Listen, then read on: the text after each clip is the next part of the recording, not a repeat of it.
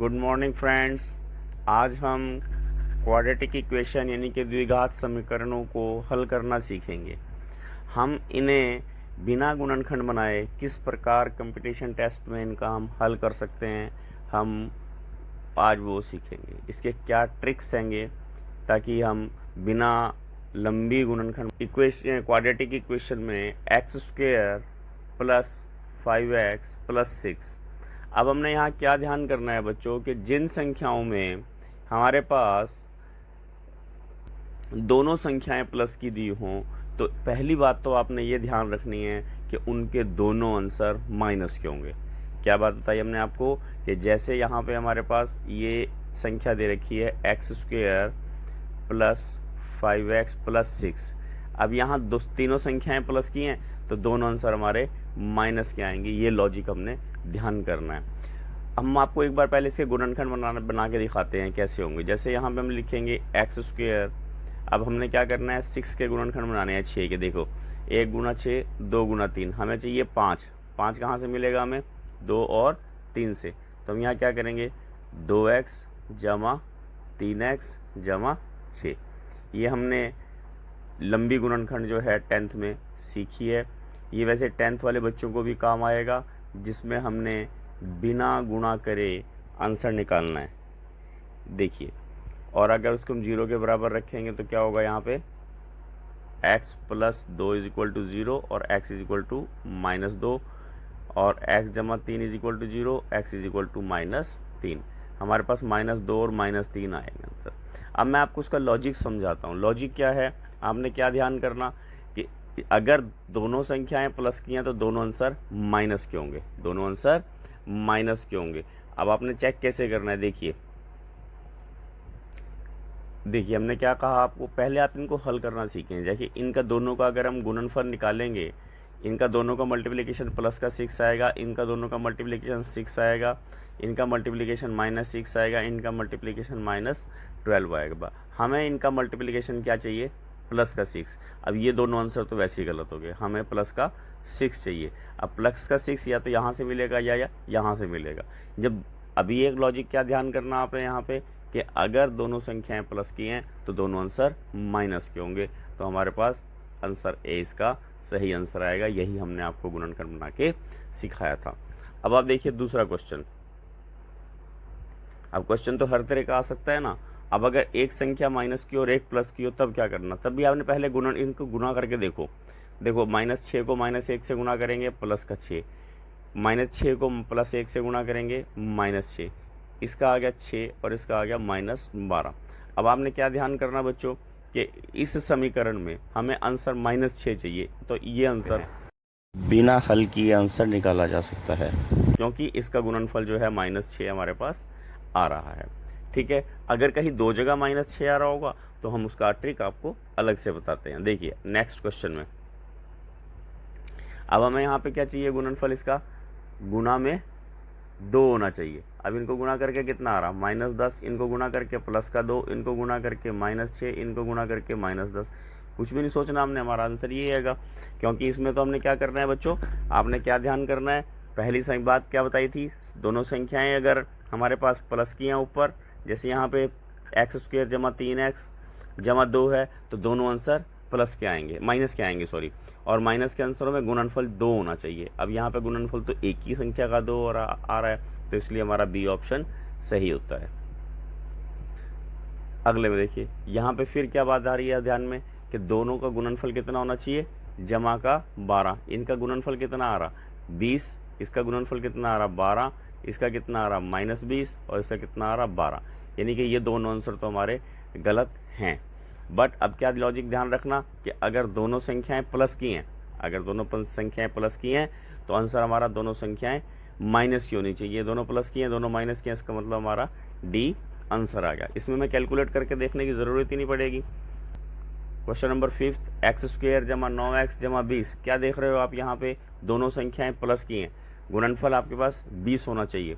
गुणनफल क्या होना चाहिए 20। यहाँ गुणनफल क्या है 3 दूनी 6, इनका गुणनफल क्या है 4 पंजा 20, इनका गुणनफल क्या है -6, इनका गुणनफल है -20। हमें प्लस का 20 चाहिए तो प्लस का 20 हमें एक ही जगह मिल रहा है, ये हमारा आंसर हो गया।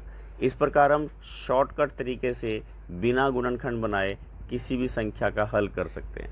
अब आप यहाँ देखिए, यहाँ परेशान होने की ज़रूरत नहीं है आपको, आपने इनका गुणनफल निकाल के देखना कैसे। देखिए 16 तिये 48, 48 अंडर रूट 9 और 48 अंडर रूट 9 को हल करेंगे तो 48 गुना 3 कितना हो जाएगा, ये 8 तिये 24 का 4, हंसी लगा 2, 4 दूनी 12 और 2 14, 144।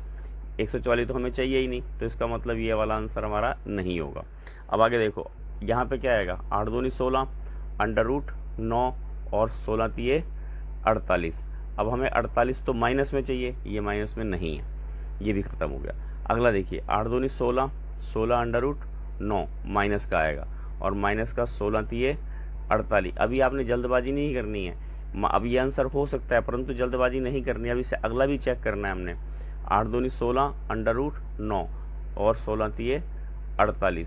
अब आप क्या ध्यान कर रहे हैं, माइनस का 48 हमारे पास केवल सी ऑप्शन में मिला, तो आंसर हमारा सी ठीक हो गया, इसको हमें कैलकुलेट करने की ज़रूरत नहीं पड़ेगी। क्वेश्चन नंबर 7 देखिए, यहाँ पे आपको फिर क्या ध्यान करना, गुणनफल कितना आना चाहिए आपके पास, -42। कितना आना चाहिए, -42। इन दोनों का गुणनफल -42, इन दोनों का गुणनफल 42, इन दोनों का गुणनफल भी 42, इन दोनों का गुणनफल भी -42। परंतु ये दो तो होंगे ही नहीं, क्योंकि यहाँ पे प्लस का 42 तो हमें चाहिए ही नहीं, हमें माइनस का 42 चाहिए। अब माइनस का 42 के बाद अब हमें फ़र्क क्या पड़ेगा, अब क्या देखते हैं हम, यहाँ भी -42 आ रहा है, यहाँ भी -42, परंतु आंसर तो एक ही ठीक होगा ना। तो इसका लॉजिक क्या, आपको फार्मूला सिखाते हैं। जब हम शून्यक से समीकरण निकालते हैं उसका फार्मूला ये होता है, x² - x into alpha plus beta plus alpha beta. तो आपने क्या ध्यान करना, इनका दोनों का जोड़ भी करके देखो। अब अगर हम देखो यहाँ पे -7 और 6 को जोड़े हमारे पास -1 आता है, और अगर हम 7 में -6 जोड़ें तो हमारे पास 1 आता है। इसका साइन चेंज कर लो, ठीक है। क्या करेंगे, इसका साइन चेंज करेंगे तो +1 हो जाएगा और इसका साइन चेंज करेंगे तो -1 हो जाएगा।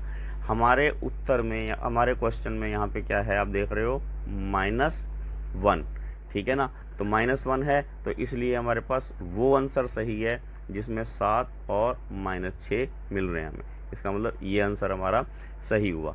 क्योंकि हमने यहाँ पे चिन्ह क्यों बदला था, क्योंकि यहाँ पे सूत्र के मुताबिक ये माइनस आता है, इसलिए हमने यहाँ पे चिन्ह बदल के इसका आंसर चेक करने की कोशिश की। आपने ध्यान से करना है इसको, ऐसे क्वेश्चंस को जहाँ पे आपके पास दोनों संख्याएं सेम गुणनफल दे रही हो, तो वहाँ हमने अपने क्या ध्यान करना है कि इनका जोड़ भी करके देख लेना। जोड़ करने के बाद उनका साइन चेंज करना, जो वहाँ पे सेंटर में साइन आ रहा हो वो आपने इसका आंसर बताना है। मुझे लगता है आपको समझ में आ रहे होंगे क्वेश्चन, मैं ज़्यादा क्वेश्चन नहीं कराऊंगा आपको। अगले में देखिए, अब यहाँ पे आपको गुणनफल कितना चाहिए, 15। इसका गुणनफल कितना आ रहा, -6। इसका गुणनफल कितना आ रहा, 20। इसका गुणनफल आ रहा 15। इसका गुणनफल आ रहा 20। तो हमें कुछ सोचना ही नहीं, 5 तिये 15, बस ये आंसर हो गया। इसमें तो कैलकुलेट भी नहीं करके देखने की ज़रूरत पड़ेगी हमें। अब यहाँ पे देखिए फिर उसी तरह लॉजिक वाला क्वेश्चन है ये। इसमें क्या है, गुणनफल कितना होना चाहिए, 60। इसका गुणनफल कितना आ रहा, 5 चौका 20 और 20 तिये 60। इसका गुणनफल कितना है, 4 पंजा 20 -60। इसका गुणनफल कितना है, प्लस का 60। इसका गुणनफल कितना है, माइनस का 60। अब माइनस का 60 तो आंसर आ नहीं सकता, प्लस का 60 है। अब प्लस का 60 ऊपर वाले क्वेश्चन की वाले लॉजिक बन गया, परंतु आपने यहाँ क्या ध्यान करना, प्लस के 60 में अगर सारी संख्याएं प्लस की हैं तो दोनों आंसर माइनस के होंगे, तो हमारे पास सी ऑप्शन सही हो गया, ठीक है। अगले में देखिए इसी तरह अंडर रूट वाले, ये कंपटीशन टेस्टों में अक्सर प्रश्न पूछे जाते हैं।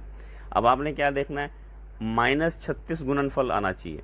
इसका गुणनफल कितना, कैसे करते हैं, 4 तिये 12, अंडर रूट 3 है, अंडर रूट 3 को अंडर रूट 3 से गुणा करेंगे 3 आ जाएगा, तो आ जाएगा -36। जल्दबाजी नहीं करनी, यहाँ पे भी क्या आ रहा, -36, यहाँ जमा का 36 आ रहा, ये जमा का 36 आ रहा, तो ये दोनों तो आंसर हो ही नहीं सकते। अब इन दोनों में से कौन सा है, अब हमारे पास तरीका क्या है, उसी तरह प्लस करके देखना है। अगर हमने देखो 4 अंडर रूट 3 में -3 अंडर रूट 3 प्लस करेंगे तो हमारे पास अंडर रूट 3 आ जाएगा, और दूसरा 36 किससे मिल रहा, -4 अंडर रूट 3 में अगर 3 अंडर रूट 3 प्लस करेंगे तो ये प्लस का अंडर रूट 3 आएगा, माइनस का अंडर रूट 3 आएगा। इनके चिन्ह बदलने हैं। चिन्ह बदलने मैंने क्यों बताए थे, क्योंकि जब हम यहाँ फार्मूला लिखते हैं ना x² वाला, x² minus x into alpha plus beta in plus alpha beta, तो साइन चेंज करने के बाद हमारे पास आंसर आता है। इसका साइन चेंज करेंगे तो माइनस अंडर रूट 3 हो जाएगा। हमारे पास यहाँ पे सेंटर वाली जो टर्म है वो -√3 दी हुई है, तो इसलिए हमारा ये वाला आंसर ठीक हो गया, जिसमें 4√3 और -3√3 आ रहा है। ये 4√3 -3√3। इस प्रकार हम इसको बिना हल किए क्वेश्चंस को कर सकते हैं। अब ये देखिए नेक्स्ट क्वेश्चंस आपके लिए हैं, आपने स्वयं हल करने, अगली वीडियो में हम आपका हल बताएंगे। क्वेश्चन नंबर 11 है x² - 5x = 6। आपने पहले गुणनफल चेक करना है, अगर गुणनफल दो जगह से मिल रहा हो तो उसको प्लस करके चेक करना है। देखिए x² = x - 6, उसी तरह आपने पहले इसका गुणनफल चेक करना है। गुणनफल चेक करके अगर -6 आ रहा है, एक ही है तो आंसर वो टिक कर देना है। अगर दो जगह -6 आ रहा है तो उसको प्लस करके भी आपने चेक करना है। प्लस करके जो आएगा उसका चिन्ह बदलना, वही वाली बीच वाली रकम का चिन्ह होना चाहिए। इसमें भी आपने स्वयं करना है, ये क्वेश्चन हम आपके लिए छोड़ रहे हैं, आपने इसकी प्रैक्टिस करनी है। Question number 14 x² = 8x = 15। इसमें क्या आएगा, सारी संख्याएं प्लस की हैं, दोनों संख्याएं जो हैं वो आंसर में माइनस की आएंगी और गुणनफल 15 होना चाहिए। आज हमने आपको ये 14 क्वेश्चन कराए हैं, आप इनका अभ्यास कीजिए। अगर आपने अभी तक मेरा चैनल सब्सक्राइब ना किया हो तो please like, share and subscribe my YouTube channel. Thank you, have a nice day.